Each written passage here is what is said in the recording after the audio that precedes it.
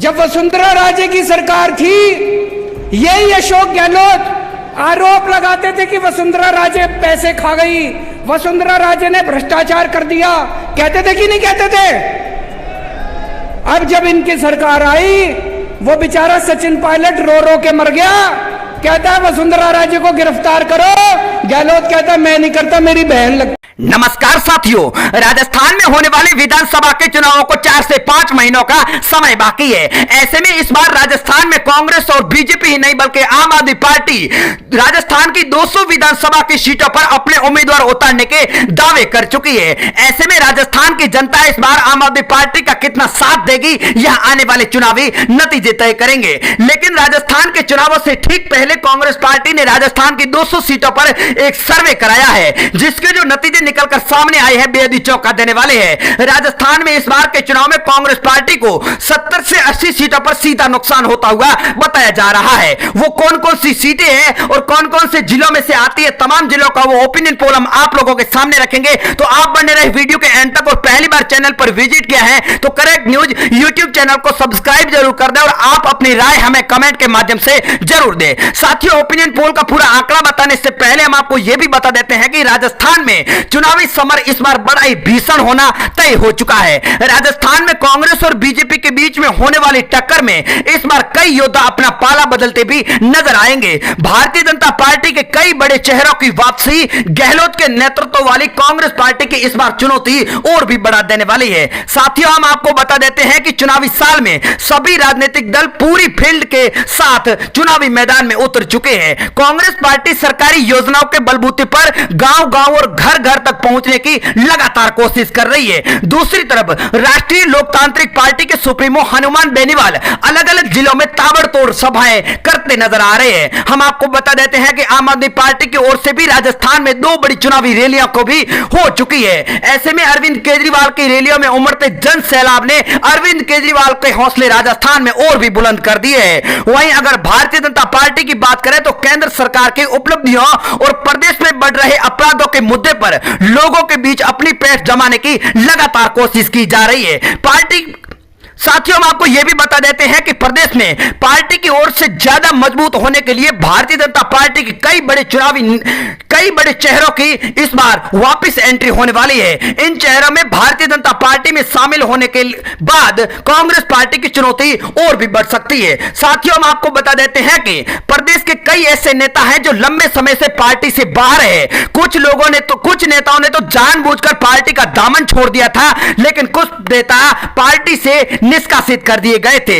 ऐसे सभी नेताओं की घर वापसी इस बार तय मानी जा रही है, ताकि आने वाले विधानसभा के चुनाव में भारतीय जनता पार्टी क्षेत्रवार और जातिगत वोट बैंक को साध सके। साथियों, हम आपको बता देते हैं कि घर वापसी के साथ ही भारतीय जनता पार्टी और कांग्रेस में सेंध लगाने की तैयारी की जा रही है। कांग्रेस पार्टी के कुछ बड़े नेताओं ने पारिवारिक सदस्य भी और भारतीय जनता पार्टी में एंट्री करने वाले हैं। हम आपको बता देते हैं कि कुछ दिनों पहले पूर्व मुख्यमंत्री रहे स्वर्गीय जगन्नाथ पहाड़िया के पुत्र ने भारतीय जनता पार्टी की सदस्यता ले ली है। पिछले विधानसभा के चुनाव में भारतीय जनता पार्टी का दामन छोड़ने वाले पूर्व सांसद मानवेंद्र सिंह जसोल की भी जल्दी घर वापसी होने वाली है। ऐसे में कांग्रेस पार्टी की चुनौती इस बार के चुनाव में बढ़ती नजर आ रही है। राजस्थान के साथियों, तमाम जिलों का ओपिनियन पोल हम आप लोगों के सामने रख रहे हैं, तो आप बने रहे वीडियो के एंड तक। तो साथियों, राजस्थान का पहला जिला हमारे सामने बूंदी आ चुका है, जहां पर 3 विधानसभा की सीटें है।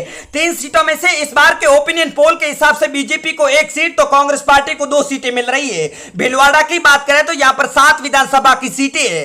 7 सीटों में से इस बार के विधानसभा के चुनाव में कांग्रेस पार्टी को 5 तो बीजेपी के खाते में 2 सीटें जा सकती है। उदयपुर की 8 सीटों की बात करें तो यहां पर बीजेपी का कमल 5 सीटों पर खिल सकता है, तो कांग्रेस पार्टी को यहां पर इस बार के चुनाव में 3 सीटें मिल सकती है। अगला जिला हमारे सामने बांसवाड़ा आ चुका है, जहां पर 5 विधानसभा की सीटें है और इस बार के चुनाव में कांग्रेस पार्टी को 3 सीटें मिल सकती है, तो बीजेपी का कमल 2 सीटों पर खिल सकता है। पाली की बात करें तो यहां पर 6 विधानसभा की सीटें है। 6 सीटों में से इस बार के चुनाव में ओपिनियन पोल बीजेपी को 4 सीटें दे रहा है, तो कांग्रेस पार्टी को 2 सीटें दी जा रही है। डूंगरपुर की बात करें तो यहां पर 4 सीटों में से बीजेपी को 1 सीट तो कांग्रेस पार्टी के खाते में 3 सीटें जा सकती है। साथियों, अगला जिला हमारे सामने आ चुका है कोटा, जहां पर 6 विधानसभा की सीटें 6 सीटों में से इस बार के चुनाव में बीजेपी को 4 सीटें मिल सकती है तो कांग्रेस पार्टी के खाते में 2 सीटें जा रही है। अगली बात कर लेते हैं प्रतापगढ़ जिले की, जहां पर 2 विधानसभा की सीटें हैं। इस बार के चुनाव में दोनों सीटों पर कांग्रेस पार्टी की पकड़ मजबूत बताई जा रही है।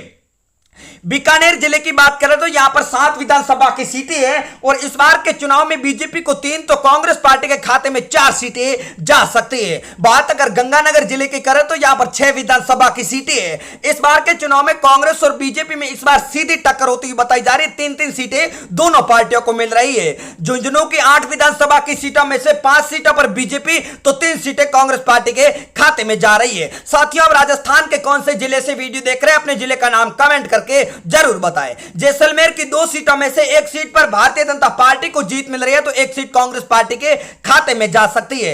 अगला जिला हमारे सामने जालोर है, जहां पर 5 विधानसभा की सीटें हैं। ओपिनियन पोल के आंकड़ों के हिसाब से बीजेपी को 3 सीटें मिल रही है तो कांग्रेस पार्टी के खाते में 2 सीटें जा सकती है। अगला जिला हमारे सामने आ चुका चित्तौड़गढ़, जहां पर 5 विधानसभा की सीटें हैं। 5 सीटों में से इस बार बीजेपी को 3 सीटें मिल सकती है तो कांग्रेस पार्टी को इस बार 2 सीटें मिलती बताई जा रही है। झालावाड़ की 4 सीटों की बात करें तो यहां पर कांग्रेस और बीजेपी के बीच में सीधी टक्कर होती हुई बताई जा रही है। 2 सीटें बीजेपी को तो 2 सीटें कांग्रेस पार्टी को मिल रही है।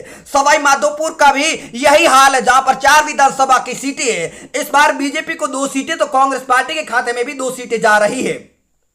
करौली की बात करें तो यहां पर 4 विधानसभा की सीटें और इस बार के विधानसभा के चुनाव में बीजेपी को 3 सीटें मिल सकती है तो कांग्रेस पार्टी को मात्र 1 सीट मिल रही है। चुरू की 6 विधानसभा की सीटों में से भारतीय जनता पार्टी का कमल 3 सीटों पर खिल सकता है तो कांग्रेस पार्टी के खाते में 3 सीटें जा रही है। अगली बात कर लेते हैं हनुमानगढ़ की, जहां पर ओपिनियन पोल के आंकड़ों के हिसाब से 5 सीटों में से बीजेपी को 3 सीटें तो कांग्रेस पार्टी के खाते में 2 सीटें जा रही है। बात अगर राजसमंद की करें तो यहां पर 4 विधानसभा की सीटें हैं। 4 सीटों में से कांग्रेस पार्टी को 2 सीटें तो बीजेपी के खाते में भी 2 सीटें जाती हुई बताई जा रही है। बात अगर टोंक जिले की करें तो यहां पर 4 विधानसभा की सीटें हैं और इस बार के विधानसभा के चुनाव में बीजेपी को 3 तो कांग्रेस पार्टी को 1 सीट मिलने वाली है। बात अगर दौसा की करें तो यहां पर भी 5 विधानसभा की सीटें हैं। कांग्रेस पार्टी 2 सीटों पर कब्जा कर रही है तो बीजेपी के खाते में 3 सीटें जा सकती है। अगली बात अगर अजमेर की करें तो यहां पर 8 विधानसभा की सीटें हैं और 8 सीटों में से बीजेपी को 3 और कांग्रेस पार्टी के खाते में 5 सीटें जाने का अनुमान जताया जा रहा है। जोधपुर जिले की 8 विधानसभा की सीटें हैं। यहां पर इस बार बीजेपी का कमल 6 सीटों पर खिल सकता है